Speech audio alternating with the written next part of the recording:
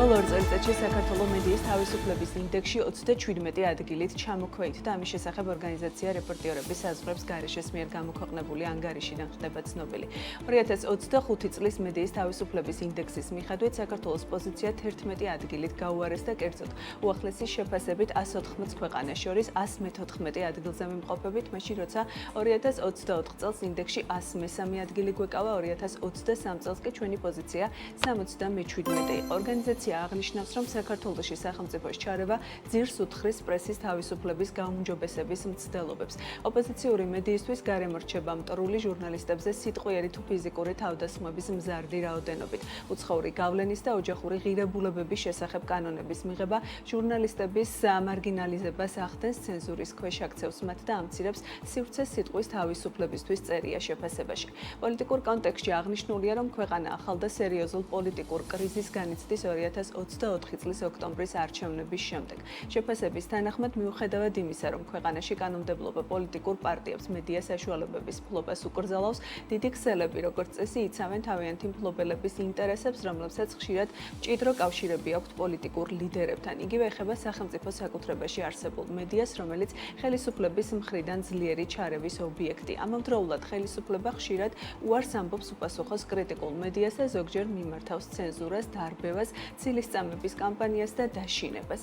ანგარიში ასევე განხილულია ეკონომიკური კონტექსტი, ორგანიზაცია ქართული მედიის ფინანსურ პრობლემებზე ამახვილებს ყურადღებას იმ ფონზე, რომ განუვითარებელი სარეკლამო ბაზრის პირობებში ბეჭდურ და ონლაინ მედიის დაფინანსების ძირითადი წყარო დასავლელი დონორები არიან, საკანონმდებლო ცვლილებები კი კერძოდ მედიის სახელმწიფოს მიერ სუბსიდირებულთან შედარებით არათანაბარ კონკურენციაში აყენებს. უსაფრთხოებასთან დაკავშირებით შეფასებაში აღნიშნულია, რომ ხშირი სიტყვიერი და ფიზიკური შეურაცხყოფა ჟურნალისტებზე, მათ შორის ხელისუფლების მაღალ ჩინოსნების მხრიდან განსაკუთრებით საარჩევნო კამპანიის დროს. რეპორტიორების საზღვრებს გარეშეს ანგარიშის გარდა გამოქვეყნდა მედიის კვლევების ცენტრის ანგარიშიც, სადაც საქართველოში 2024 წლის მაისიდან 2025 წლის მაისამდე ჟურნალისტების წინააღმდეგ მომხდარი 342 ინციდენტი აღირიცხა, მათ შორის ფიზიკური ანგარიშწორება, უკანონო დაკავება, გადაღების აკრძალვა, საჯარო დაწესებულების შენობაში არ შეშვება, ჯარიმები, სიტყვიერი თუ ფიზიკური შეურაცხყოფა და სხვა. აქედან ოქტომბრის საპარლამენტო არჩევნების დღეს 67 ინციდენტი მოხდა, 28 ნოემბრიდან პროევროპული პროტესტის პერიოდში კი 169 შემთხვევა. ბოლო ერთ წელიწადში მედიის წარმომადგენლების მიმართ ფიზიკური ძალადობის 112 შემთხვევა დაფიქსირდა, საიდანაც ოქტომბრის საპარლამენტო არჩევნების დღეს 10 ინციდენტი მოხდა, პროევროპული პროტესტის დღიდან კი 85 შემთხვევა აღირიცხა. გასული ერთი წლის განმავლობაში ჟურნალისტებს 77 ჯერ აუკრძალეს გადაღება და უკანონოდ დააკავეს მედიის 13 წარმომადგენელი, მათი აბსოლუტური უმრავლესობა 11 მათგანი პროევროპული პროტესტის დროს და აქედან ერთი მზეამაღლობელი დღემდე პატიმრობაში რჩება. კიდევ ერთი ნოუ-ჰაუ, რაც ოცნების მთავრობას მედიის წინააღმდეგ ახორციელებს, არის დაჯარიმებები პროევროპული პროტესტის გაშუქების პროცესში, გზის გადაკეტვის საფუძვლით პროფესიული მოვალეობის შესრულებისას ჟურნალისტების დაჯარიმების 34 შემთხვევა აღრიცხული 2024 წლის 28 ნოემბრიდან დღემდე პროევროპული პროტესტის პერიოდში სხვადასხვა ტიპის რეპრესიის სამიზნე მედიის 193 წარმომადგენელი გახდა. მედიის მდგომარეობის შესახებ ანგარიში ასევე გამოაქვეყნა საერთაშორისო გამჭვირვალობა საქართველომაც TI's ანგარიშის თანახმად მიმდინარე წლის პირველ 4 თვეში მედიის წარმომადგენლების მიმართ სხვადასხვა ტიპის ძალადობისა და ჟურნალისტურ საქმიანობაში ხელშეშლის 85-ზე მეტი შემთხვევა აღრიცხული. გაუარესებული მედია გარემო და მიმდინარე პროცესებზე საუბარი სტუდიაში სტუმრებთან ერთად უნდა გავაგრძელოთ. სტუდია მონიტორის რედაქტორი და ჟურნალისტური ეთიკის ქარტიის საბჭოს წევრი ნანა ბიგანიშვილი და ნატალია ბახტანგიშვილი, საერთაშორისო გამჭვირვალობა საქართველოს მედია პროექტის კოორდინატორი იმყოფებიან ჩვენთან ერთად. დილამშვიდობისა, მადლობა თქვენი დროისთვის. პირველ რიგში დავიწყოთ შეფასებით, რამ გამოიწვია ბოლო პერიოდის განმავლობაში, რა ფაქტორებმა ჩვენი ინდექსის ამ დონეზე გაუარესება ნანაკისმით. მოგესალმებით. უბრალოდ ეს სტატისტიკა ხა რაზეც თქვენ საუბრობდით, რა თქმა უნდა, ძალიან სამწუხაროა ჩემთვის ესე პიროვნულადაც, იმიტომ რომ დაახლოებით 20 წელია რაც ჟურნალისტი ვარ და არ მახსოვს ასეთი მძიმე პერიოდი, ასეთი მძიმე როგორც საკანონმდებლო, ისე სხვადასხვა ფსიქოლოგიური, მორალური ტერორი, რასაც მედია განიცდის ამჟამად. პირველ რიგში რა თქმა უნდა მინდა აღვნიშნო და გავიხსენო ისევ რომ ამ დღეს სამწუხაროდ ჩვენ შევხვდით ისე რომ ზია ამაღლობელი ბათუმელების რედაქტორი არის ციხეში, ის არის უკანონო პატიმარი და ეს არის სინდისის პატიმარი. მინდა ხაზი გაუსვა იმასაც, რომ ზია ამაღლობელი ციხეშია და პატიმრობაშია მისი ჟურნალისტური საქმიანობის და კრიტიკული საქმიანობის გამო, იმიტომ რომ არაერთი საერთაშორისო თუ ადგილობრივი ორგანიზაციის შეფასებით იგი არის სინდისის პატიმარი. და რა თქმა უნდა ეს რეიტინგიც რაც ჩვენ ვიხილეთ არა მარტო თქვათ ამ კონკრეტულ შემთხვევის გამო მოხდა მინდა აღვნიშნო და გავიხსენო რომ საქართველოს ჟურნალისტური ეთიკის ქარტიასაც არაერთი კვლევა და მონაცემები აქვს გამოქვეყნებული სადაც ბოლო 3 წელია განსაკუთრებით რეპრესიულია ქართული ოცნების მიდგომა მედიის მიმართ მათ შორის ეს არის საკანონმდებლო ცვლილებები ასე შეიძლება ვთქვათ რომ ეს არის დრაკონული საკანონმდებლო ცვლილებები როდესაც სრულიად ცდილობს ქართული ოცნება გააქროს კრიტიკული აზრი და კრიტიკული და ოპოზიციური მედია ასევე მინდა აღვნიშნო რომ თუ გავიხსენებთ მედიას და ჟურნალისტებს უკაცრავად არა მარტო საკანონმდებლო პრობლემები აქვთ, არამედ ბოლო რამოდენიმე წელია ადრე ეს ტენდენცია არ იყო ჟურნალისტები პირდაპირ სამიზნეები არიან, მათ შორის აქციების დროსაც, როგორც დაუსჯელობით გათამამებული აი კონკრეტული ფიზიკური პირების, ასევე სამართალდამცავების მიერ. ჩვენ ნახეთ პროევროპული აქციების 2024 წლის ნოემბრის ბოლოდან მთელი შტურმი იყო მედიაზე, მათ შორის ვინც აშუქებდა აი ამ პროევროპულ აქციებს, ჩვენ გვაქვს დეტალური მონაცემები, აი ამ აღრიცხული, რამდენი ჟურნალისტი დაშავდა. თან ყველაზე სამწუხარო ის არის, რომ ეს არ არის შემთხვევით აქციების დაშლისას და დარბევისას მიყენებული ზიანი. ცალსახად კადრებშიც და გადაღებულიც არის, რომ მედია და მათ შორის ჟურნალისტები, რომლებიც აშუქებდნენ, ვთქვათ, ამ პროევროპულ აქციებს, ისინი იყვნენ პირდაპირ სამიზნეები და მათ მიზანმიმართულად აზიანებდნენ, როგორც ფიზიკურად, ასევე მათ ტექნიკას უზიანებდნენ. ასევე ძალიან რთული მდგომარეობაა, რა თქმა უნდა, როგორც აღვნიშნე და გავიხსენეთ იმ საკანონმდებლო ცვლილებებით და იცით როგორ არის თავიდან ეს რეპრესიული მიდგომა დაიწყო, როდესაც ქართულმა ოცნებამ რატომღაც გადაწყვიტა, რომ შემოეტანა რუსული კანონი და რაღაცა გარკვეული სტიგმატიზება მოეხდინა კრიტიკული მედიის, არასამთავრობო ორგანიზაციების და მათ შორის კრიტიკული მედიის და უბრალოდ აი მინდა ხაზი გაუსვა იმას, რომ დონორებთან დაკავშირებით ახლა ეს მიდგომა, რასაც საზოგადოებაში ცდილობს დაამკვიდროს, რომ ეს დასავლური ფინანსები და დონორების დაფინანსება ეს არის რაღაცა საშიშროება საზოგადოებისთვის და ქვეყნისთვის. ეს აბსოლუტურად პირიქით იყო წლების განმავლობაში, ათეული წლების განმავლობაში დონორების მიერ დაფინანსება დამოუკიდებელ ჟურნალისტებს საერთოდ დამოუკიდებლობის შენარჩუნების ერთ-ერთი გზა იყო იმისთვის რომ რეგიონებში განსაკუთრებით რეგიონებში ზუსტად ეს დონორები და ეს ორგანიზაციები განსაკუთრებით რეგიონებში და თითქმის ერთადერთი გზა იყო რომ ყოფილიყო პოლიტიკური გავლენებისგან თავისუფალი ეს მედია და საერთოდ ადამიანების საზოგადოების პრობლემებზე ესაუბრა. ნატალია, რა არის ის დანაკარგები, რასაც საზოგადოება იღებს მედიის გაუარესებული მეჩვენებლებით, ნაწილს შეიძლება ქონდეს აღქმა, რომ ეს უბრალოდ რაღაც კონკრეტული ჯგუფების ან მედია ორგანიზაციების პრობლემაა. სინამდვილეში რატომ არის მთელი საზოგადოების პრობლემა და რა არის მთავარი ფაქტორები, რის გამოც ამდენად გაგვიუარესდა მეჩვენებლები? მოგესალმებით. მადლობას გიხდით სტუდიაში მოწვევისთვის. რა თქმა უნდა, პრესის თავისუფლების მიმართულებით საქართველოს რეიტინგებზე გავლენას ახდენს და იმ მკვეთრ ვარდნაზე, რომელიც დაფიქსირდა ბოლო რამდენიმე წლის განმავლობაში ამ მიმართულებით, ის გარემო, რომელიც ქართულმა ოცნებამ წლების განმავლობაში დაამკვიდრა ზოგადად კრიტიკული აზრის მიმართ და განსაკუთრებულად კრიტიკული მედიის დამოუკიდებელი მედიის წარმომადგენლების მიმართ. ის მიზანმიმართულად ცდილობს დისკრედიტაცია მოახდინოს კრიტიკული აზრის, ძალაუფლების შენარჩუნების მიზნით მოსპოს ყველა ის თავისუფალი სივრცე, სადაც ადამიანებს შეუძლიათ თავიანთი პოზიციების დამოუკიდებლად გამოხატვა. ეხმარება და კრიტიკულად, რაც მთავარია და ასევე მოსპოს ის ორგანიზაციები, რომლებიც ამხელენ იმ პრობლემებს, რომლებიც წლების განმავლობაში არის დაგროვილი და ის კითხვის ნიშნები დასვას მართველი გუნდის მიმართ, რომელიც აქვს საზოგადოებას ხომ წლების განმავლობაში. ამისთვის ის ცდილობს, რომ კანონმდებლობით ერთის მხრივ რეპრესიული კანონმდებლობით მთლიანად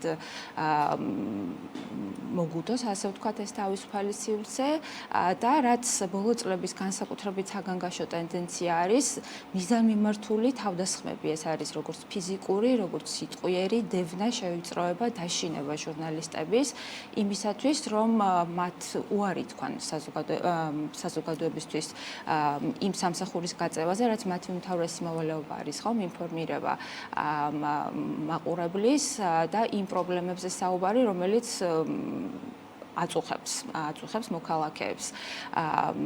და ბოლო 1 წლის საგანგაშო ტენდენცია, რომელიც გამოიკვეთა ჟურნალისტების დაკავებებით, დაჯარიმებით, ნანა მრცლად ისაუბრა მზია ამაღლობლის თემაზე, რომელიც არის აბსოლუტურად უკანონო პატიმარი, სინდისის პატიმარი და ის გისოსებს მიღმა აღმოჩნდა მხოლოდ იმიტომ, რომ ჟურნალისტურ საქმიანობას ახორციელებს. გარდა ამისა, ბოლო 1 წლის განმავლობაში არაერთი ძალადობის ფაქტი დაფიქსირდა, როგორც ფიზიკური როგორც ჟურნალისტებზე, ასევე მათ იმ საშუალებებზე, რომლითაც ისინი ახორციელებენ თავიანთ ჟურნალისტურ საქმიანობას და ეს ყველაფერი ცხადია, რა თქმა უნდა, მთლიანობაში გავლენას ახდენს იმ რეიტინგებზე, რომლის კრიტერიუმებითაც ფასდება ამა თუ იმ ქვეყანაში საერთოდ პრესის მდგომარეობა, ხო? და რაც შეეხება იმ დანაკარგებს, რაც შეიძლება ამ საერთაშორისო ეს ხომ არ არის უბრალოდ რეიტინგი, რომელიც რაღაცა ქულით შეფასდება, ეს პირდაპირ ახდენს იმის დემონსტრირებას, თუ რამდენად რთული ვითარება არის ქვეყანაში ზოგადად პრესის თავისუფლების და ზოგადად ანუ აზრის თავისუფლად გამოხატვის მიმართულებით, ხომ? ეს ასახავს იმ რთულ გარემოს, რომელშიც მედიას ბოლო 2 წელი განსაკუთრებით უწევს მუშაობა როგორც ფინანსური, ისე იმ მორალური წნეხის გამო, რომელსაც ის უკვე განიცდის ბოლო წლები არის აქტიურად ხელისუფლების მხრიდან. დანაკარგი იქნება ის, რომ ადამიანები უბრალოდ არჩევენ ალტერნატიული თუ ანუ რეპრესიები თუ კი გაგრძელდა და მართლ ძალას მიეცა იმის შესაძლებლობა, რომ განახორციელოს თავისი სურვილები, რაც არის მისი ძალაუფლების შენარჩუნებისთვის ყველა თავისუფალი სივრცის გაქრობა, ადამიანები უბრალოდ არჩევიან ალტერნატიული საინფორმაციო ველის გარეშე. ისინი უბრალოდ ვერ გაიგებენ იმ პრობლემების შესახებ, რომელიც მათ გარშემო არის და მხოლოდ არჩევიან იმ სამთავრობო პროპაგანდის ამარა, რომელსაც სამწუხაროდ აქტიურად იყენებს მართველი ძალა.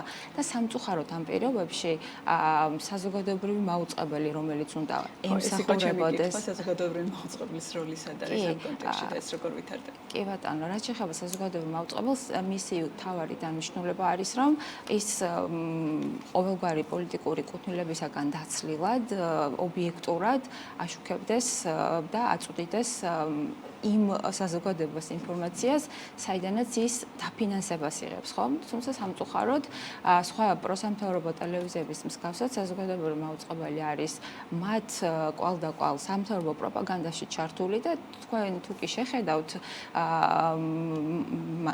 მაუწყებლობა საზოგადოებრივი მაუწყებლის, რომ ჩართავთ, შეიძლება საერთოდ ვერ გაიგოთ უამრავი ისეთი ამბის შესახებ, რომელიც კრიტიკულად მნიშვნელოვანი იყო იმ დღეს, ხომ? არაერთი მონიტორინგი ჩატარებულა და ყოველდღიური დაკვირვებაც მის შინაარსზე აჩვენებს, რომ ის მოწოდების სიმაღლეზე არ არის და ვერ პასუხებს, ვერ ახდენს საზოგადოების სათანადო ინფორმირებას.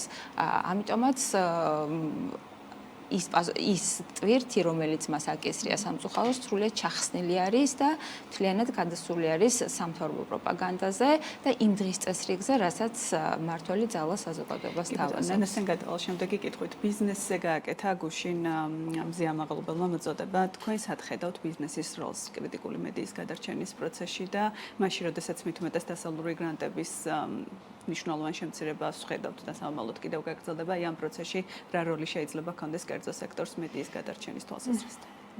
რეალურად სამწუხაროდ ბოლო ტენდენციები და მოვლენები ისეთია, რომ ალბათ მხოლოდ მოქალაქეებს და ბიზნესს შეუძლია მხარდაჭერა გამოუცხადოს და გადაარჩინოს ქართული მედია, დამოუკიდებელ მედიაზეა საუბარი. რა თქმა უნდა, ბიზნესს ძალიან ბევრი შეუძლია, თუმცა რა თქმა უნდა, ჩვენ ვიცით ბიზნესის მდგომარეობაც, ასევე ვიცით მათ მიმართ განხორციელებული სხვადასხვა ზეწოლა და რეპრესიები სწორედაც იმიტომ, რომ შეიძლება ისინი მედიას აფინანსებდნენ. თუმცა რეალურად ალბათ მედია გაერთიანდება დამოუკიდებელი და რაღაცნაირად ერთიან პლატფორმას შექმნის ეხლაც არის და საერთო ეს ფონდები შეიქმნება, საიდანაც ბიზნესს შეეძლება ალბათ არა კონკრეტულად მედიის დაფინანსება, არა მთლიანად მედიის ფონდში რაღაცა სახის შენატანის ანუ წვლილი შეტანა. მიცით რა არის, მინდა უბრალოდ აღვნიშნო რატომღაც აი ამაზე არ გავამახვილეთ ყურადღება, რომ რეალურად ხელისუფლება მედიას რატომ ებრძვის. რა დამოუკიდებელ მედიას ებრძვის, იმიტომ რომ და საზოგადოებრივი მაუწყებლის ადგილიც სად უნდა იყოს და სად არის. საზოგადოებრივი მაუწყებელი არ აჩვენებს დღეს მაგალითად სხვადასხვა თანამდებობის არ აჩვენებს კორუფციას, სოციალურ უთანასწორობას, უმუშევრობას, მაგალითად როგორ გამდიდრდნენ თანამდებობის პირები ბოლო წლებში და რაზეა საერთოდ საუბარი, რა დიდძალ ქონებაზე და როგორ გაღატაკდა საზოგადოების დიდი ნაწილი. ეს ყველაფერი როგორ ტარდება სხვადასხვა სახელმწიფო ტენდერები. ეს ყველა ინფორმაცია რეალურად დაიკეტა. ეს სწორედ ამიტომაც ებრძვის დამოუკიდებელ მედიას ხელისუფლება, რომ არ უნდა გაიგოს საზოგადოებამ რეალური სახე, როგორ მართლა როგორ წარმოუდგენელ მძიმე მდგომარეობაში ვართ. ნახეთ, როდესაც ქართული ოცნება მოვიდა ხელისუფლებაში, იყო 2013-14 წლებში საუკეთესო მაჩვენებელი ქონდა საჯარო ინფორმაციის გაცემაზე. რა თქმა უნდა, ისინი წინა ხელისუფლების შესახებ გვაძლევდნენ ინფორმაციას და რა მოხდა წლების განმავლობაში ტენდენცია რეალურად მართლა ერთ უცებ არ მომხდარა ეს გაუარესება. ეს იყო მიზანმიმართულად რაღაცნაირი წნეხი, საბოლოოდ ეს სახე მიიღო. და დღეს საერთოდ საჯარო ინფორმაციას ვერ ვიღებ. ხო, ბევრი წელია დაიწყო მათ შორის დეკლარაციები, მათ შორის ნახეთ, ქართული ოცნება რეალურად თავის ამორჩევას და თავის მხარდამჭერებსაც ატყუებს, როდესაც მაგალითად რუსული კანონი შემოიტანა, ისე თითქოს უნდა მედიის გამჭვირვალობა. რომელ მედიის გამჭვირვალობაზეა საუბარი, თანამდებობის პირების ქონებრივი მდგომარეობის შესახებ დეკლარაციები ბოლო 30 წელი მე მგონი ღია იყო. ანუ არავის არ ქონია არასოდეს არც ერთ ჟურნალის პრობლემა, ბოლო რამდენი ალბათ 9 წელია უბრალოდ აღარ არის. გაქრა და საერთოდ ალბათ რეალურად საზოგადოება ამას ძალიან კარგად ხედავს და უბრალოდ მართლაც რაღაცა ალბათ ოპტიმისტებიც ვიყავით, რო გვეგონა რომ წინა წლებში, როდესაც ჩვენი ვთქვათ მეზობელი ქვეყნების სხვადასხვა ეს ჩვენთან გეოგრაფიულად ახლოვდებარე თუ შორდებარე ქვეყნების შესახებ, როდესაც გვესმოდა როგორ მდგომარეობა სამოქალაქო უფლებების დარღვევის და მათ შორის მედიის დევნის თვალსაზრისით, ფიქრობდით, რომ ჩვენ ეს არასდროს არ დაგვემართება. თუმცა ერთი ალბათ იმედის გქონს ხოლმე, როდესაც ვთქვათ მედიის წარმომადგენლები ვიკრიბებით, რომ ჩვენ გონია რომ ჩვენი საზოგადოება გაცილებით უფრო არ ვიცი, აი გაფიცნობიერებულია, უფრო ძლიერია, უბრალოდ იმიტომ რომ 30 წელია ალბათ თუ კარგად რაღაცა სახით შევძელით, გადავრჩით და აქამდე მოვიდა ეს ქვეყანა და ეხლა როგორ შეიძლება რომ ერთ დროს გააქროს არასამთავრობო ორგანიზაციები და კრიტიკული მედია წარმოუდგენელი. აი ეს არის ბიზნესის მხარდაჭერა ჭირდება და იმედია ეს დრო არ დადგება და აქამდე გაერთიანდება ყველა სხვა ჯგუფი, რომ არ დავემსგავსოთ სხვა ქვეყნების საზოგადოებას, რომელზეც ჩვენ თვითონაც ვწუხდით წლების წინ. მადლობა თქვენი დროისთვის და პასუხებისთვის. ნანა ბიგანიშვილი, სტუდია მონიტორის რედაქტორი და ჟურნალისტური ეთიკის ქარტიის საბჭოს წევრი და ნატალია ვახტანგიშვილი, მედია პროექტის კოორდინატორი, საერთაშორისო გამჭვირვალობა საქართველოსთან იყვნენ ჩვენთან ერთად.